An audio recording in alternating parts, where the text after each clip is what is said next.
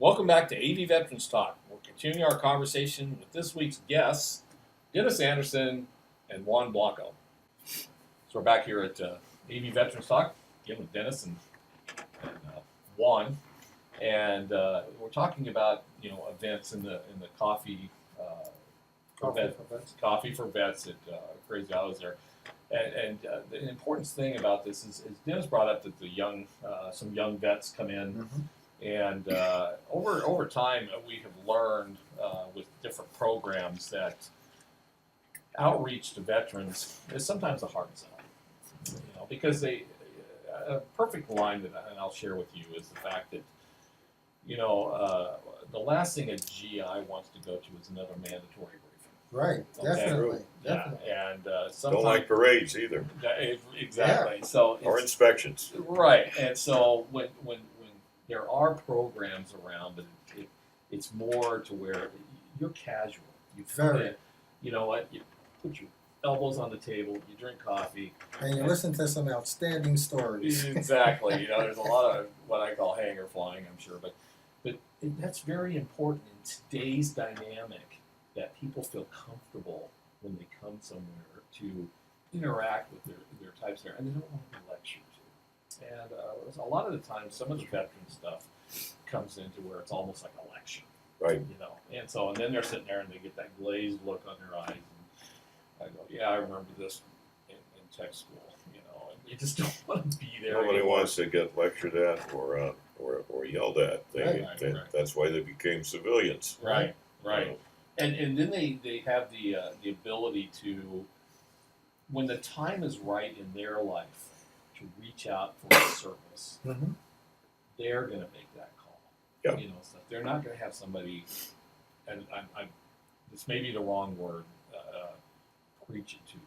Okay. No, that's not the wrong word. Well, Jen, her son Richard was a combat marine in Afghanistan. My son a combat marine in Iraq and Afghanistan.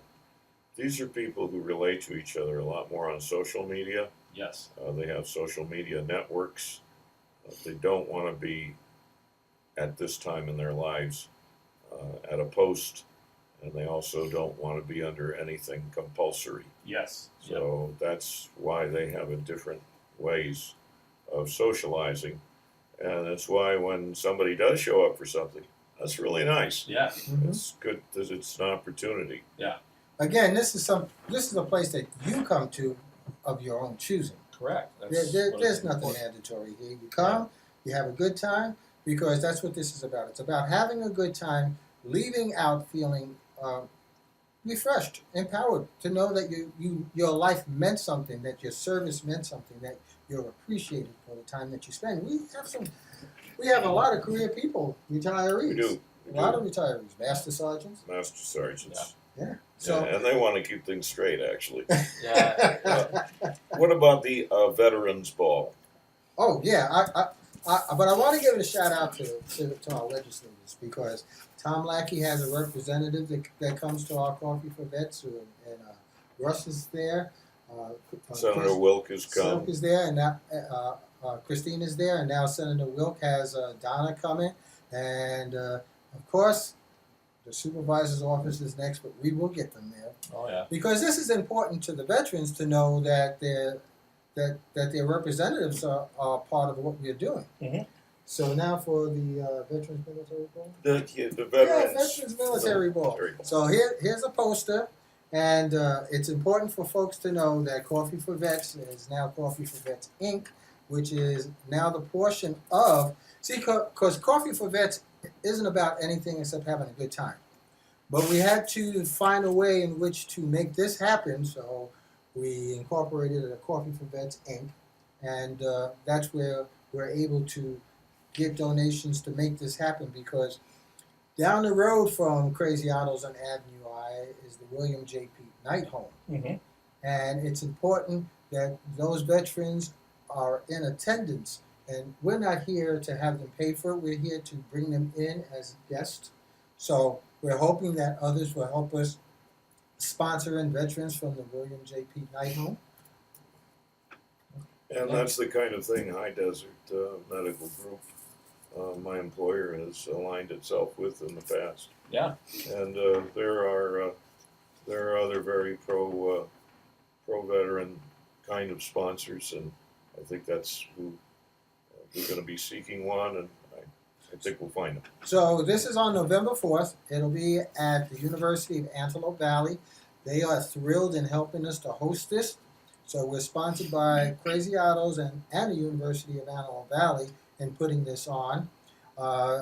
Hopefully we will have one of the detachments from Edwards Air Force Base, Marine Color Guard, because they did show up. So I've yet to go and visit with them, but we're going to play golf. And this deconflicts the Marine Corps birthday, which is a very important party and date. Yes, It also deconflicts Veterans Day. Right. It's an opener to the week, Yeah. rather than showing up on the day that everybody else has something big going. That's very true. Thank you Yeah. for mentioning that. Yeah. And hopefully we will have the ROTC there because our young people coming behind us to continue the legacy of this nation and the military aspects can only be, in my words, appreciated, because I was a young person. I was in like the Sea Cadets, and it was so embedded in me, my patriotism to this nation and serving in the military. Of course, I wanted to go into the Navy, but What happened there? It's a long story. it's a long story. Yeah, it's okay. So, but hey, it turned out for the Okay. best because we got to meet each other, Yeah. and our camaraderie is working together to make things better for the Antelope Valley, the veterans in the Antelope Valley, and you. And it 'Cause really you're a big is. part of this. We can say right now, particularly in a time of great political arguments and turmoils, that we can say we have a consensus on something. Yeah. And the consensus ought to be love the warrior, hate the war. Yeah. And that we will support those who actually have paid their debt. You know, I was at Catherine Barker's, the supervisors' meeting for the National Alliance on Mental Illness yesterday. And one of the issues is that 20% of the homeless fall in the veteran ranks. Correct. And there's no way that that should be the case.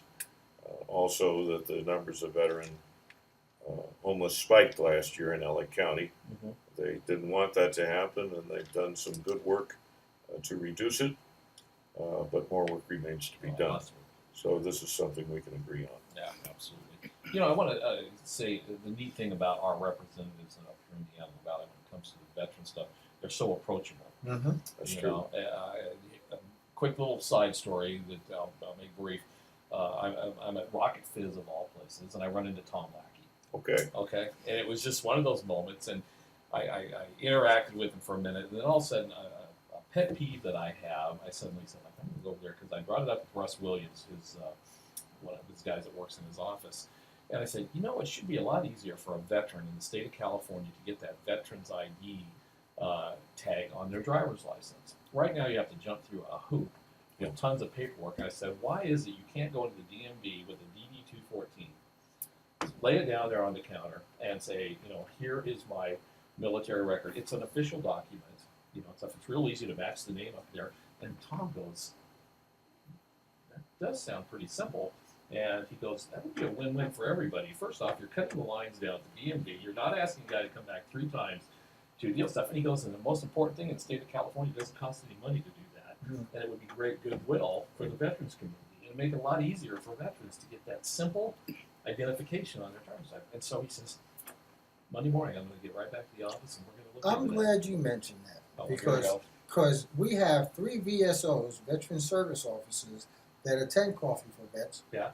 And the county's VSO, Keith, he knows about Coffee for Vets, and he plans to attend within the next 2 weeks. And the question that you have has to go through the county VSO. They take the DD-214 and they have to fill out a form, and that's the requirement of the state. Right. Once that form is filled out, you take the form, because I had to do this, and you take the form over to the DMV.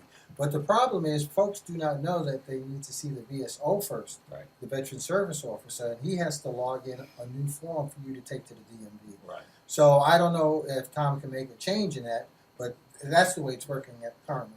Oh, yeah, I mean, it seems like there's just too many steps there. There are a lot of That's steps, agreed. but They also want, I don't know, $5, $15. well, Yeah. yeah, it changes. See, because people think it's just $5, but it's not. You have to purchase a new driver's license, which is $27, plus the $5 to have the veterans placed on it, and it's really tiny. Yeah. So, but it I guess it works for the purpose of the state. But that's the process. I went through it so I could speak about it because I know a lot of folks were having difficulties. They were hearing different stories. Yeah. But the Veteran Service Officer, the County Veteran Service Officer, is the only one that can fill that form out. Right. And I think that's, once again, and you know, the thing is with that veterans on your driver's license, because there's a lot of businesses that cater to the veterans community and things like that, and that is at least an official document to say, like, well, I need to see your military ID. And some of us that are not retirees, we don't have a retired Well, I don't have military one, stuff, no. you know, stuff. But if you have it on that, at least to say, like, you know, yes, I was a veteran, Yes. and it's there and stuff. So it makes it a lot easier than the young girl when I pull out my DD-214 that I carry around and unwrap and stuff and hand it to her. She goes like, "What is this?" You know, and stuff. So and that's it. Well, I want to thank you guys for coming in today. Dennis, you got to get to work. Juan, do. you probably, I don't know what you do between.